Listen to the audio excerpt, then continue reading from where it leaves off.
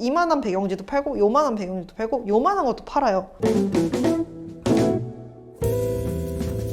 안녕하세요. 반짝임을 그리는 일러스트 소품샵 하슈랜드 대표 하슈입니다.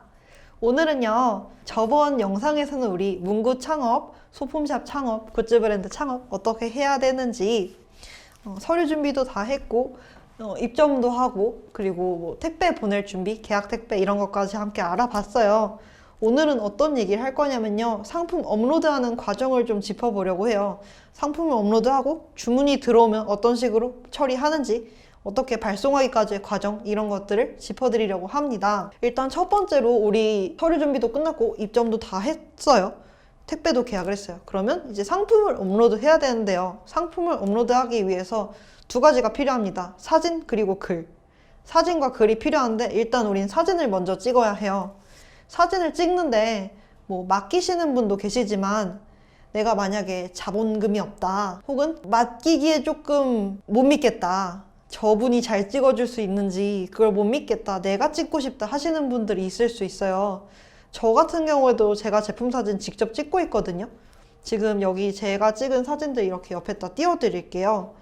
이렇게 사진들 제가 찍었는데 저는 촬영할 때 좋은 카메라 안 써요. 핸드폰 카메라 씁니다. 스마트폰으로 찍고 있어요. 제가 핸드폰을 두 개를 쓰는데 갤럭시 S10 그리고 아이폰 11 프로 이렇게 두 가지를 씁니다. 그 중에서 제가 업무폰으로 사용하는 게 갤럭시 S10인데요. 보통 웬만한 사진들은 다 갤10으로 찍어요. 핸드폰 카메라를 쓰는 이유는요, 첫 번째로는 가장 가볍게 찍을 수 있습니다. 부담 없이 찍을 수 있어요. 우리가 제품 사진을 찍으려면 사진을 굉장히 많이 찍을 거거든요. 처음 사진을 찍으면 내가 무슨 사진, 어떤 각도에서 어떤 걸 찍어야 될지 몰라서 막 100장 찍고 그 중에서 한 10장 건지고 이러실 수 있어요. 근데 무거운 카메라는 제품을 하나만 찍으면 괜찮아요. 근데 내가 제품을 10개를 하루 만에 다 찍어야 돼 하면 좀 부담될 수도 있고요. 그래서 좀 휴대성이 편한 그런 걸로 핸드폰을 찍고요. 두 번째로는 DSLR 같은 좋은 카메라로 찍으면 물론 사진의 퀄리티는 더 높을 수 있습니다. 하지만 사진이 굉장히 고화질이고 용량이 클 수 있잖아요. 이 사진을 그대로 사이트에다 올리게 되면, 예를 들어서 스마트 스토어에다 업로드를 하시잖아요. 올릴 때는 괜찮아요. 업로드하는 건 문제가 없어요. 근데 사람들이 그 스마트 스토어에 들어가서 제품을 볼 때 상세 페이지를 이렇게 하나씩 읽어볼 거 아니에요. 읽어볼 때 로딩 속도가 느릴 수 있습니다. 그래서 만약에 내가 데이터가 없다 하면 사진이 늦게 떠요. 그러면 이걸 못 기다리고 나가시는 분들이 계세요. 그렇기 때문에 좀 더 용량 면에서 용량이 더 적은 폰카를 쓰기도 합니다. 저는 웬만한 사진들 다 핸드폰으로 찍습니다. 그리고 촬영할 때 제품 그냥 놓고 찍으실 거 아니잖아요. 뭔가 배경지도 좀 예쁜 게 있었으면 좋겠고, 막 책상에다 그냥 놓고 찍을 거 아니니까 배경지 구매하시는 게 좋은데요. 배경지는 어떤 거 구매하시냐면요, 문구점에 가셔서요, 종이를 사오시는데요. 큰 종이 팔아요. 한 요 정도 되는, 혹은 내가 찍는 제품이 더 큰 제품이다, 뭐 예를 들어서 나는 가방을 찍어야 한다 하면 좀 더 큰 배경지가 필요할 수 있는데, 내가 만약에 폰 케이스를 찍어야 된다 하면은 이거보다 큰 한 요 정도만 되는 배경지여도 괜찮겠죠? 이렇게 내가 찍어야 되는 제품에 따라서 배경지 크기 골라주시면 되고, 문구점에서 색깔별로 종이 되게 종류별로 파는 곳이 있거든요. 대형 문구점 같은 경우에는 그렇게 팔아요. 사오시는데 여기서 포인트가 뭐냐면, 종이도 재질이 다 다르잖아요. 어떤 종이는 막 우둘투둘한 종이 있어요. 보면 되게 질감이 느껴지는 종이 같은 거는 좀 피해 주시는 게 좋습니다. 왜냐하면 우리가 사진을 찍었을 때 빛이 있으면 그림자가 있잖아요. 이렇게 우둘투둘한 종이는 이 우둘투둘한 그 곡면에 의해서 그림자가 생겨요. 그래서 내가 제품 사진을 찍을 때 배경지를 놓는 이유가 제품을 더 돋보이게 하기 위해서 배경에 좀 눈에 띄는 것들을 정리해주는 역할로 배경지를 쓰는 건데, 배경지가 더 눈에 띌 수 있어요.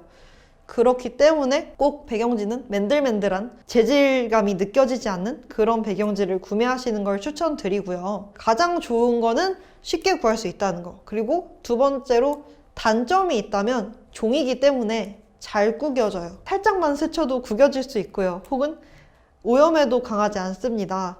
잠깐 뭔가 이렇게 했는데 먼지가 막 까만색 점이 묻어 있다거나 그럴 수 있기 때문에 이런 게 좀 아쉽다 하시는 분들은 그냥 인터넷에서 배경지 검색하시면 되게 많이 나오거든요.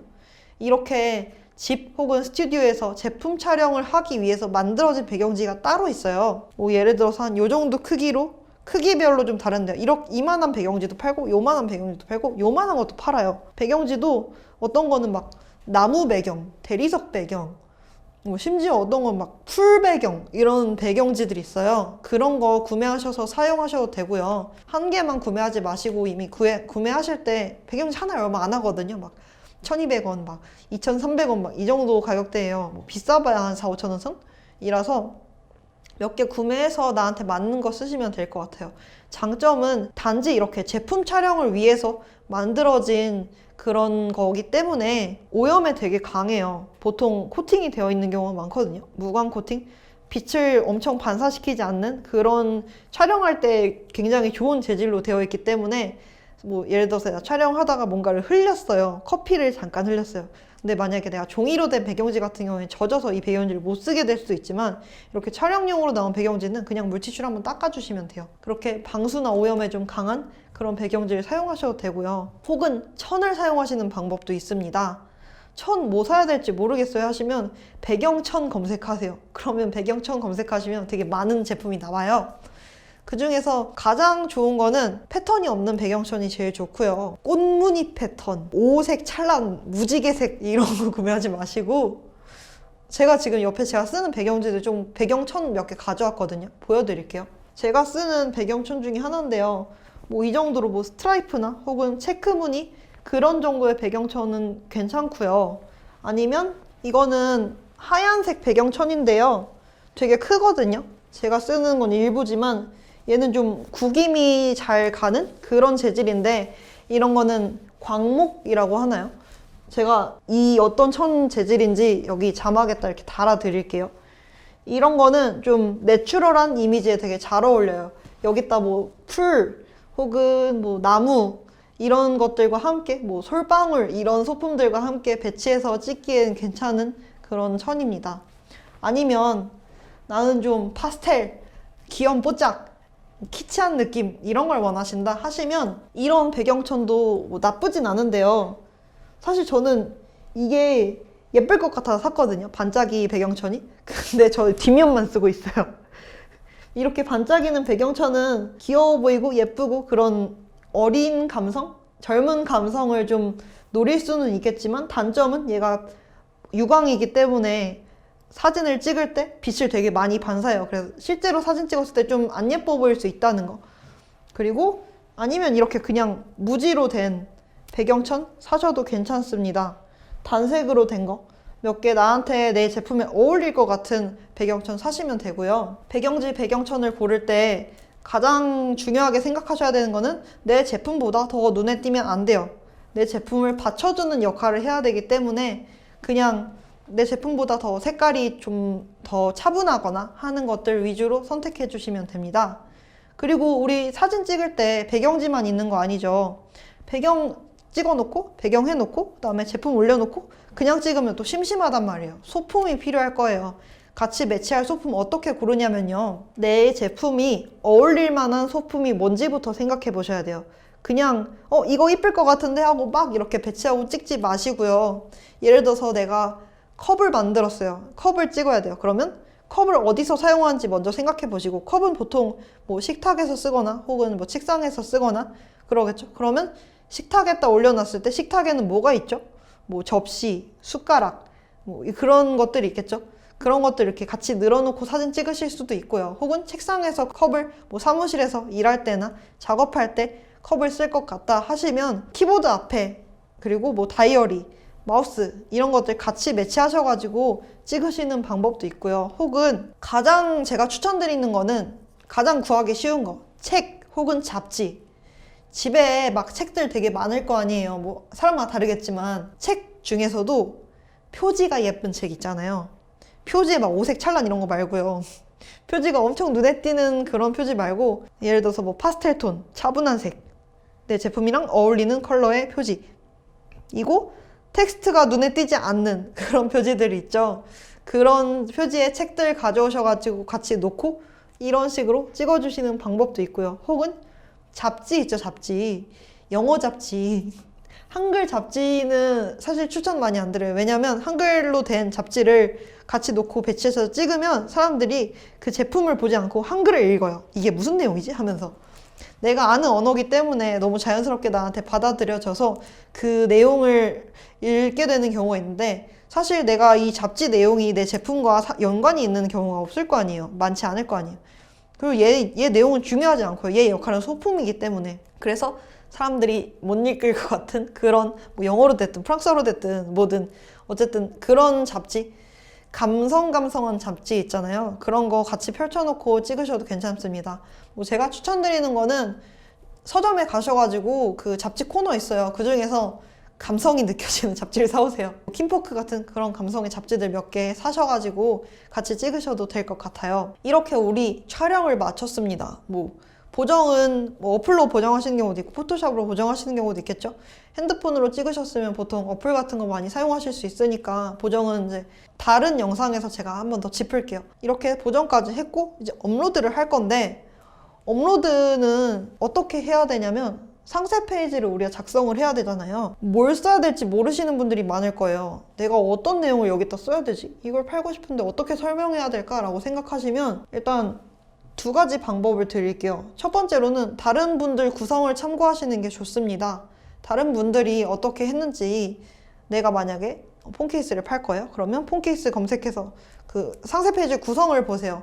상세 페이지에서 대표 이미지는 이런 걸 썼다거나, 혹은 이 제품 뭐 예를 들어서 하드 케이스에 대한 설명, 이거에 대한 뭐 이게 무선 충전이 되는지 안 되는지에 대한 설명, 이런 것들이 쭉 나열돼 있으면 그 정보들 한 번씩 정리해 보시고요. 그리고 그걸 이제 참고해서 좀 변형해서 내 방식대로 쓰는 방법이 있고요. 아니면 두 번째로는 뭘 써야 될지 모르겠어요. 너무 막막해요 하면은 핸드폰 들어가지고 녹음기 키세요. 녹음기 키시고 앞에 손님이 있다고 생각하고 그냥 말씀하시는 거예요. 아, 이 제품은 어떤 제품이냐면요. 예를 들어서 제 행복한 컵과 폰 케이스를 여러분한테 설명한다고 치면, 이거는 행복한 컵과 폰 케이스고요. 뭐 이런 과정을 통해서 제가 제품을 디자인을 하고 어디서 영감을 얻었고 만들었고요. 얘는 하드 케이스라서 뭐 여기가 보호가 잘 되고요. 이렇게 한번 설명을 해보세요. 그리고 그 녹음한 걸 들으면서 다시 텍스트로 정리하시는 거예요. 그러면 이제 내가 갖고 있는 제품의 장단점 혹은 설명하는 것들을 좀 정리하실 수 있습니다. 처음부터 텍스트로 정리하려고 하면 막막하실 수 있거든요. 하지만 말로 하면 또 다를 수 있기 때문에 그렇게 녹음해 보시는 것도 추천드려요. 그리고 이렇게 우리 제품 업로드를 모두 마쳤어요. 그러면 팔릴까요? 전혀 팔리지 않죠. 왜냐하면 나는 제품을 업로드를 다 했지만, 가게를 오픈했지만 아무도 내 가게가 오픈한 걸 모르는 거예요.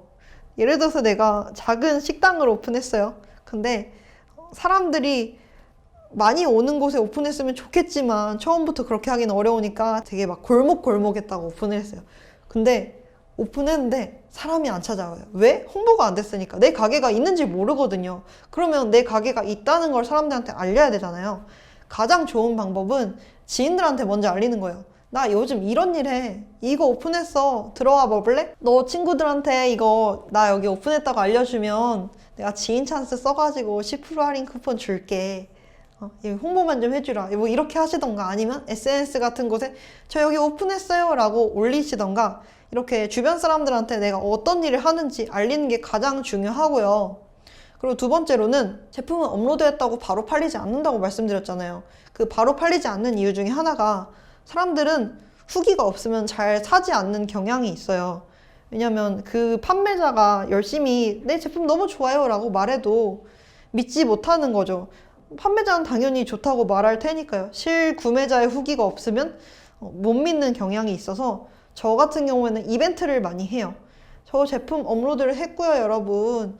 여기에서 뭐 SNS에서 예를 들어서 이벤트를 한다고 치면 인스타에서 여기 댓글 달아주시면 한 분 추첨을 통해서 이거 제품 드릴게요. 대신 후기만 써주세요. 제품 받고 나서 일주일 내로 후기 써주신다고 약속하시면, 그리고 댓글 달아주시면 제가 당첨자 뽑아서 드릴게요 라고 하셔서 이벤트 진행하시고요. 그래서 후기 쌓으시면 됩니다. 이 이벤트 진행하실 때 팁은요, 그런 분들 계세요. 이거 이벤트 저희 막 이런 거 오픈했어요 여러분, 댓글 달아주시면 추첨을 통해서 한 분한테 이거 드릴게요 라고 하시는 분들 계세요. 후기 써주시면 드릴게요가 아니라 그냥 드릴게요 하시는 분들 계시거든요.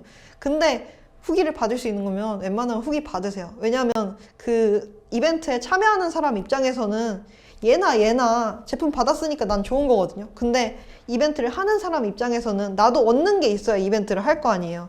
근데 이 사람한테 무료로 뭔가를 주고 나서 이 준 거에 대한 기쁨? 기쁨은 그때만 잠깐이고 남는 게 없단 말이에요. 근데 후기는 남아요. 나중에 판매를 하는데 좀 더 도움이 될 수 있기 때문에 후기 같은 거 꼭 작성해달라고 해서 이렇게 후기 어느 정도 쌓으시는 게 좋습니다. 그리고 이렇게 후기 쌓다 보면은 이벤트 당첨자라고 해도 장단점 알려주시는 경우 있거든요. 아, 이벤트 당첨자라서 이거 받았는데요. 이거는 조금 아쉽네요. 이렇게 하고 가시면 내 제품의 단점을 알게 됐으니까 이걸 좀 보완하는 상세 페이지에 보면서 이거는 좀 보완을 해야겠다. 제품을 좀 수정해야겠다. 이런 것들을 좀 아실 수 있을 거예요. 이렇게 우리 홍보가 끝났습니다. 우리 홍보를 하니까 팔리기 시작해요. 주문이 들어왔어요. 근데 이걸 어떻게 해야 되죠? 하시는 분들 계세요. 주문 내역 확인하는 그 과정을 설명을 드릴게요. 사이트마다 주문 내역 확인하는 방법이 달라요. 예를 들어서 스마트 스토어 같은 경우에는 문자가 옵니다. 매일 정해진 비슷한 시간에 문자가 오는데 주문 몇 건, 배송 몇 건, 뭐 발송 중 몇 번 이런 식으로 딱 문자가 오는 경우도 있고요. 혹은 아이디어스 같은 경우에는 어플에서 알림이 떠요. 판매자 어플이 있는데 거기서 주문 들어오면 띠링띠링 알림이 울리게 돼 있고 이 알림을 제가 뭐 설정하고 혹은 주문 들어올 때마다 알림은 꺼놓고 메시지 알림만 받는다거나 하는 설정할 수도 있고요. 혹은 뭐 10x10 같은 경우에는 그냥 들어가가지고 직접 확인하셔야 되거나 이렇게 사이트마다 다 주문 내역 확인하는 방식이 다르기 때문에 알림이 오는 건 정말 우리 입장에서 너무 편하고 좋은 건데 알림이 안 오는 경우도 있거든요. 그래서 매일 그냥 시간 정해 두시고 예를 들어서 뭐 아침 10시에 한 번 그리고 점심 지나고 한 1시에 한 번 이렇게 시간 정해 놓으시고 그 시간마다 사이트 입점처 사이트 다 들어가셔서 주문 들어왔는지 확인하시는 게 좋습니다. 만약에 주문이 들어왔어요. 그러면 우리는 바로 작품을 만들고 발송을 하는 게 아니라요. 발주 확인을 해야 돼요. 제품 다 다르겠지만 사이트마다 다르겠지만 스마트 스토어 같은 경우에는 주문이 들어온다고 자동으로 처리가 되는 게 아니라요. 내가 발주 확인을 하면 이제 이 판매자가 이 주문이 들어왔다는 걸 인식했어 라고 스마트 스토어에 알려주는 거거든요. 그렇게 발주 확인을 합니다. 발주 확인을 하고 나서 뭐 제품을 만들어야 되면 만들고 혹은 내가 지금 재고가 있는 작품이면 바로 발송을 할 수 있겠죠. 그렇게 해서 이제 택배를 포장을 하시고요. 택배사에 따라서 다르겠지만 계약 택배를 하셨으면 운송장 그냥 바로 출력하시면 되고 아니면 편의점 택배나 우체국 택배 등 가셔가지고 발송하시면 돼요. 가서 발송하시고 끝이냐? 아닙니다. 왜냐면 우리 발송 처리를 해야 되거든요. 내가 발송했다고 끝 이게 아니라요. 그 택배를 발송하면 운송장 번호가 떠요. 운송장 번호라는 건 뭐냐면 우체국 택배 68777 이렇게 번호가 되게 길거든요. 이 번호를 검색을 하면 이 택배가 어디쯤 나왔는지 내역이 뜹니다. 내가 택배를 언제 발송했고 지금 어디 집화장에 가 있고 이런 걸 확인할 수 있도록 알려주는 고유의 번호 같은 거거든요. 주문 번호랑 비슷한 느낌이라고 생각하시면 될 것 같은데 그 운송장 번호를 입점처 플랫폼에 가셔서 발송 처리하실 때 입력하시면 돼요. 우체국 며칠 날 발송했고 어디 택배고 운송장 번호는 이거다 하고 발송 처리를 하시면 그때 비로소 구매자한테 이 제품이 발송되었습니다 라고 뜨는 거예요. 이렇게 하시면 우리는 상품을 업로드하고 홍보하고 주문 내역 확인하고 발송까지 모두 끝난 겁니다. 정리를 한번 해드릴게요. 우리가 문구 창업하는 문구 브랜드 혹은 소품샵 굿즈 브랜드 창업하는 과정 정리를 한번 해드리자면 상품 구상을 하시고요. 샘플 보면서 어떤 거 만들지 고민해 보시고 그 다음에 나도 디자인하고 제작처 선정해서 발주해서 샘플 받아보고 마음에 드는 샘플 나올 때까지 몇 번 수정 과정을 거칩니다. 그리고 그 수정 과정을 거치면서 서류 준비도 해야 되고요. 사업자 등록증, 그리고 통신판매업, 신고증 해서 이렇게 2가지 서류 기본적으로 준비해 주시면 되고 그리고 원하는 플랫폼 어디에 입점할지 혹은 그런 것들 찾아가지고 나한테 맞는 플랫폼 찾아서 입점 신청하기 다 서류 준비되는 대로 다 입점 신청해 주시면 되고요. 상품 업로드 하실 때 촬영할 때 배경지, 소품 이런 거 고려하셔가지고 스마트폰으로 찍고 편집해서 올리시면 됩니다. 업로드 하시고 끝 아니고요. 업로드하고 홍보하기까지 하시면 이제 그때서야 주문이 들어오는 그런 과정을 거치실 수 있을 거예요. 오늘 제가 할 수 있는 한 최대한 세세하게 설명해 드리려고 하는데 이게 좀 도움이 되셨을지 모르겠어요. 만약에 제가 알려드린 거 외에도 궁금한 점이 있다, 이런 거 좀 더 어렵다, 더 세세하게 알려줬으면 좋겠다 하는 것들이 있으시면 언제든지 편하게 댓글 달아주세요. 제가 댓글로 설명해 드릴 수 있는 건 최대한 댓글에 답글 달아 드릴 거고요. 그게 아니라 좀 긴 부가 설명이 필요하다 하는 질문에 같은 경우에는 제가 컨텐츠를 따로 만들어 보도록 할게요. 저희 이렇게 하슈랜드 창업 이야기, 창업 관련 컨텐츠는 매주 금요일, 일요일 오후 8시에 업로드되고 있습니다. 오늘 영상이 재밌으셨다면 좋아요와 구독 그리고 알림 설정까지 부탁드려요. 그러면 우리 다음 영상에서 또 만나요. 안녕!